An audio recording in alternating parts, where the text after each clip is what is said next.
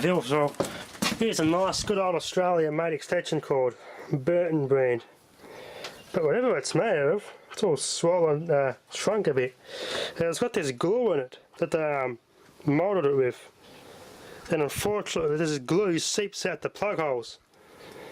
And it's a nightmare to plug stuff into these. And if you leave something plugged in this case this thing was from I think it was 1999 I think this was made.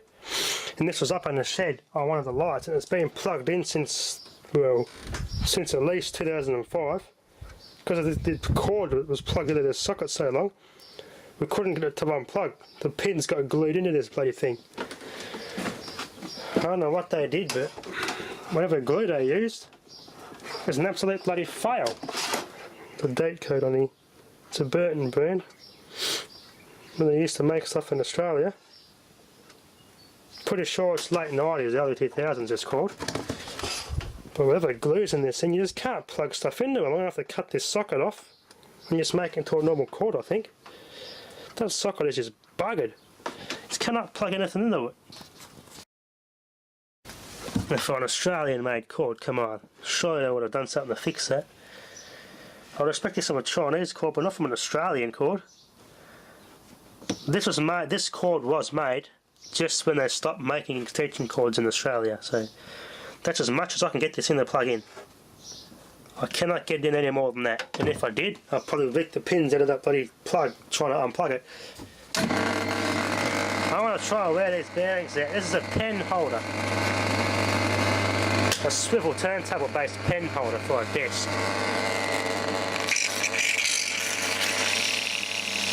Not meant for this sort of work. See what it's going to take to burn it out. Not meant to go this fast under this much load.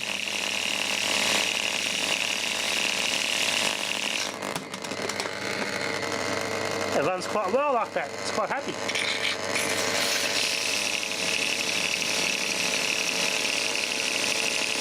There you go.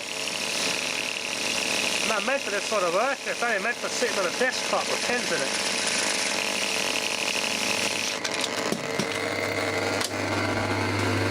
Nah.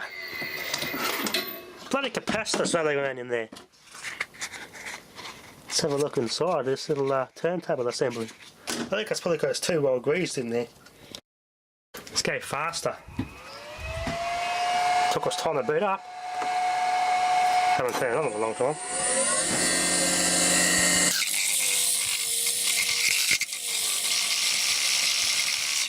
Whoa! Get out. Make a mess. Well, watch my fingers, eh? That's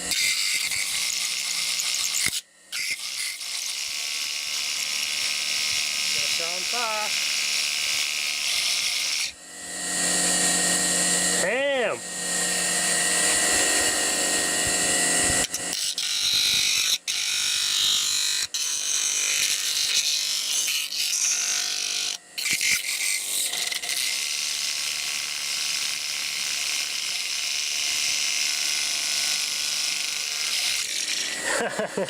Epic.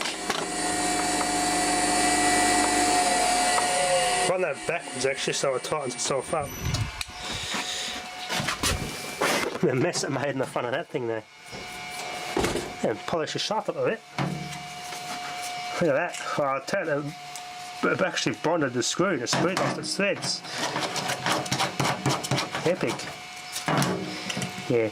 It's not made for that sort of work. Only designed for a desktop. There you go. That was an industrialised, a desktop type thrust bearing turntable, or lazy Susan as they call it.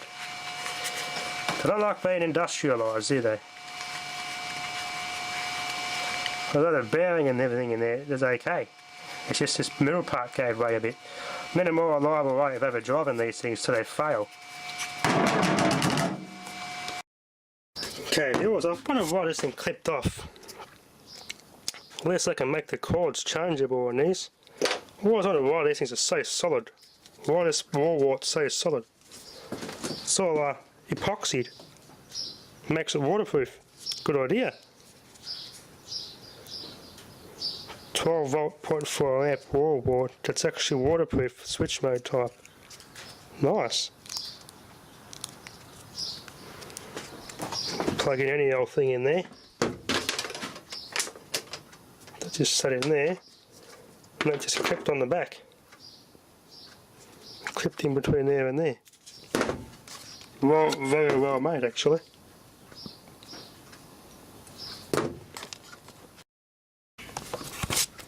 Got a nice little rechargeable battery pack there actually. Keep that. Keep it charged. The batteries are still okay in that. Quite a bit of current left in that.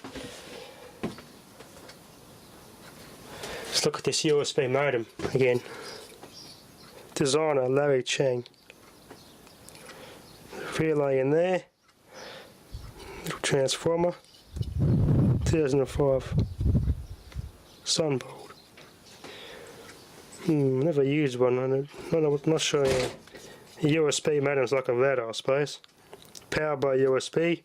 Gets your basic internet connectivity without a modem. Or a router, as we're used to. Pretty much all this is. Anyway, that'll be enough for now. Thanks for watching.